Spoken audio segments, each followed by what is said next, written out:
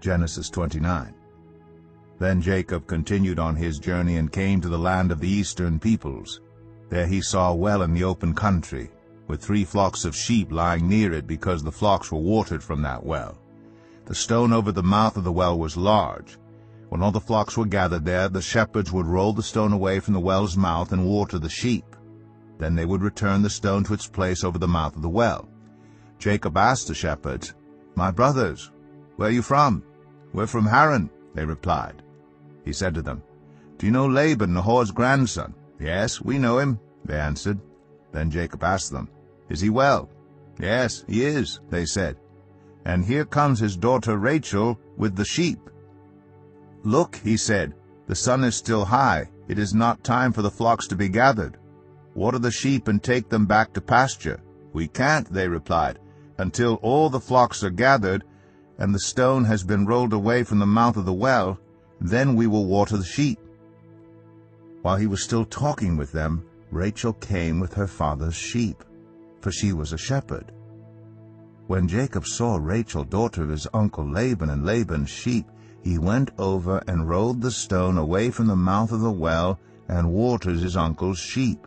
Then Jacob kissed Rachel and began to weep aloud.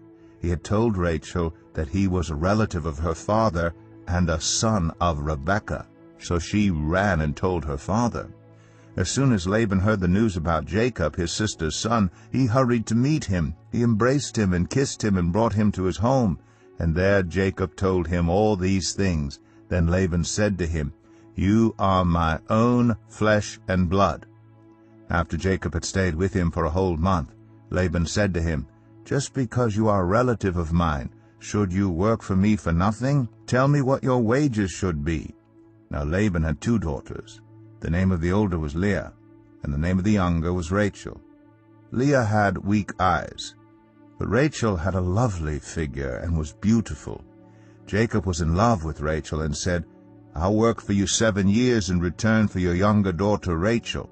Laban said, "It's better that I give her to you than to some other man. Stay here with me." So Jacob served 7 years to get Rachel, but they seemed like only a few days to him because of his love for her. Then Jacob said to Laban, "Give me my wife, my time is completed, and I want to make love to her." So Laban brought together all the people of the place and gave a feast. But when evening came, he took his daughter Leah and brought her to Jacob, and Jacob made love to her. And Laban gave his servant Zilpah to his daughter as her attendant.